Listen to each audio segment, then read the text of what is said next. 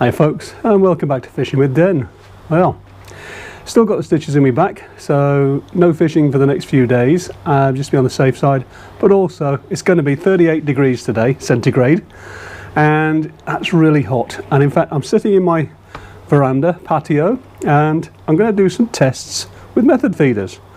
Specifically these, just a variety of different manufacturers' method feeders, and we're going to be looking at how we set them up and load them up, and what we expect from them when they hit the bottom, because what we expect may very well not be what actually happens. Now, you may well have seen some of this type of video before, and if so, this will hopefully just sort of corroborate what they're saying, but also I'm hoping to show you a few other things which you may not have been aware of.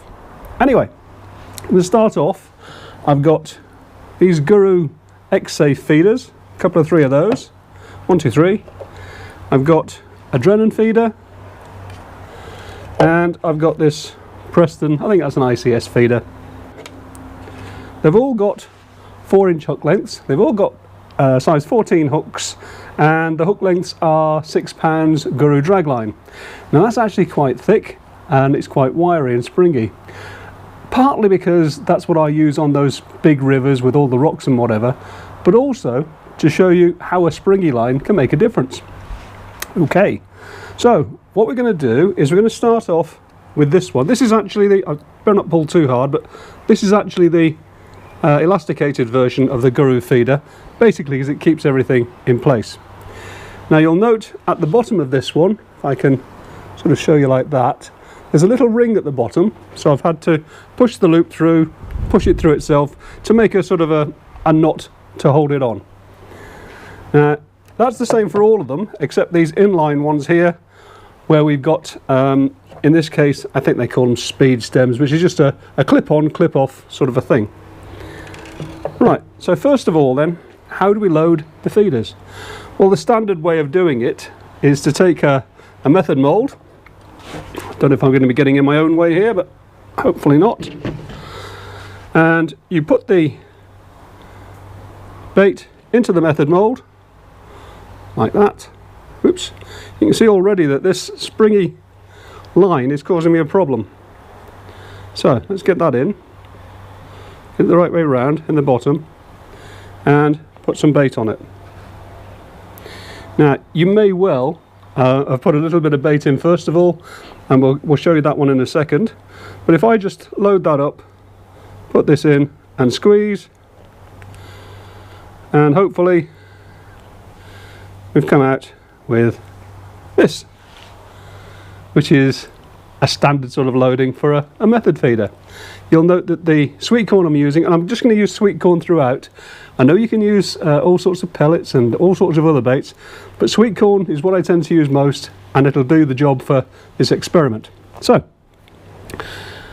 I've got that in there like that. Now I've got to be careful how I put these in, because I notice when I put them in they slide forward, so bear with me.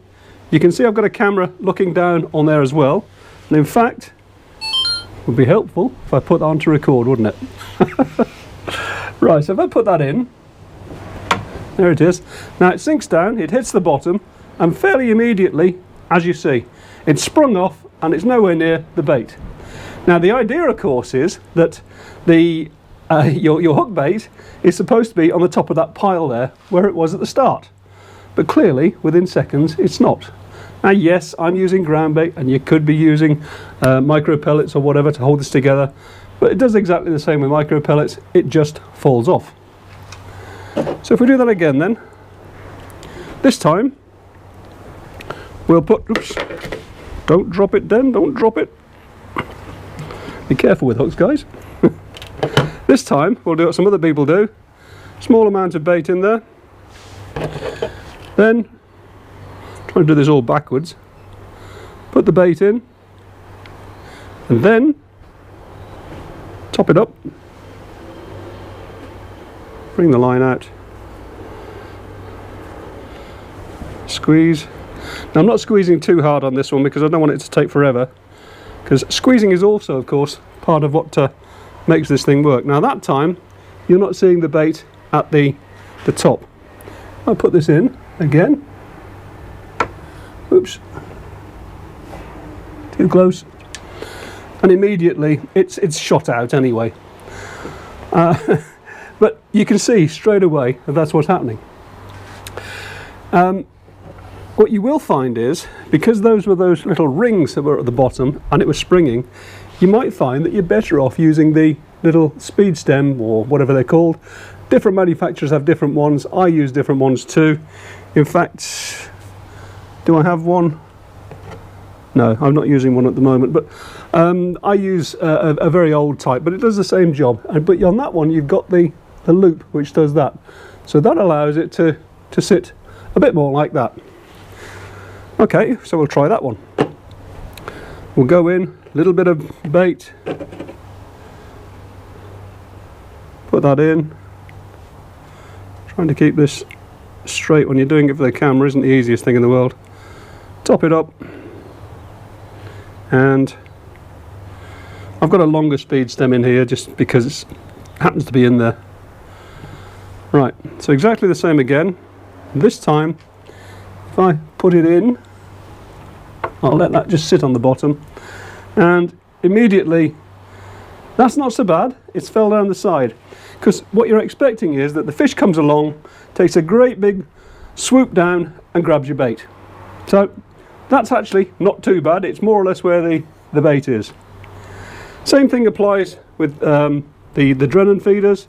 I won't use the method mould for one of those because I don't have one, but for those of you that just put your ground bait on, don't use a method mould at all. It's all sort of same kind of idea. Get your bait on like that. You can squeeze harder, I think, when you're doing it by hand, so you can get a slower breakdown. Put the bait on, oops, in the middle, and cover up again. It may well be that this is what you do. Now I am going to squeeze this one a bit harder, and hopefully there's enough room in the tank. Just trim that down a little bit. Get this in like that. Is that in? Yeah.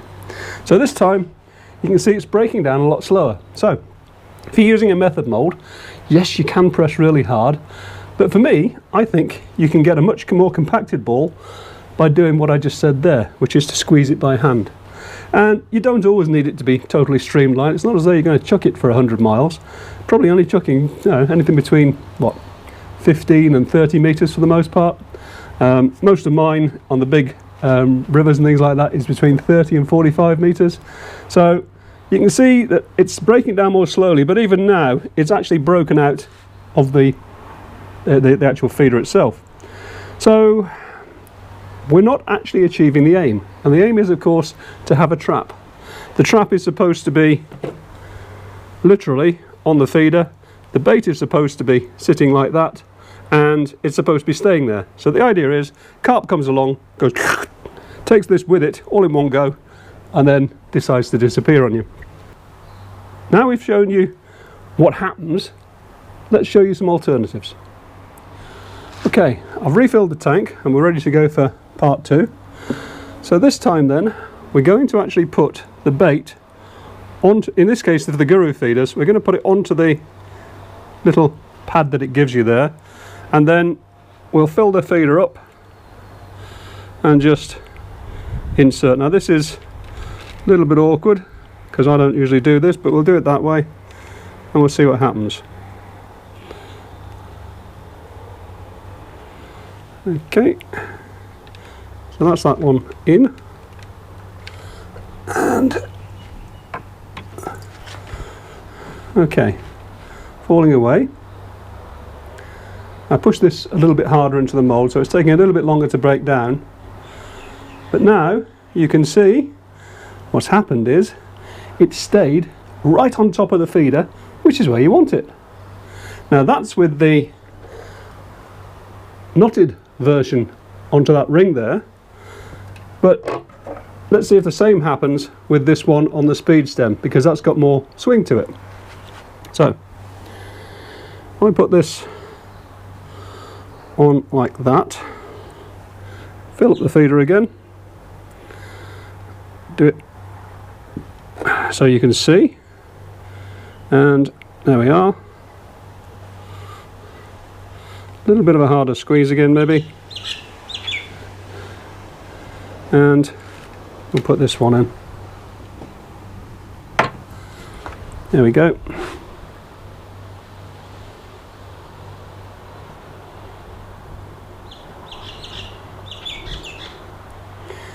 And starting to emerge now. It is actually sitting right at the very top. There's a tiny little layer of ground bait above it, but it's actually staying on top.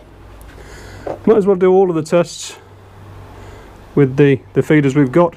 This one I'm going to do by hand because I don't have the Drennan mould. And of course, nothing ever happens 100% of the time when you're fishing, so we may get some different results, but I'll put this one in like that. I gave it a little bit more of a squeeze, and while we're waiting for that, I have actually put this number 6 shot on. I can't remember if I mentioned that. It is in line, it's just to stop the thing from falling through. Okay, so while that's doing, put this one onto here like that, and this one will mould on rather more firmly. There you go. Now that's on pretty hard actually. Take this one around this way, drop it in there.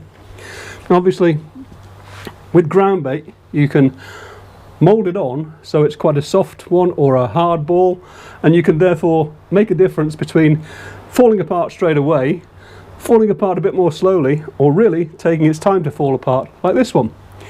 And that is something you can use to your advantage. If you're fishing and you're getting lots of bites immediately, you could consider just having the ground bait quite a soft mix so that the thing falls apart straight away, fish comes up, slurps it in, and away you go. If it's taking a bit longer, squeeze it a bit harder or press it a bit harder in the mould.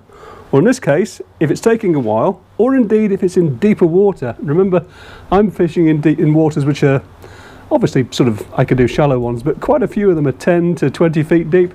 So I want that to get down to the bottom before it starts shedding all the ground bait or the pellets. But you can see that that's taking so much longer to do. But all of them, well, that will once it's broken down properly, but all of them so far have actually stayed right within the top, right on top there of the feeders.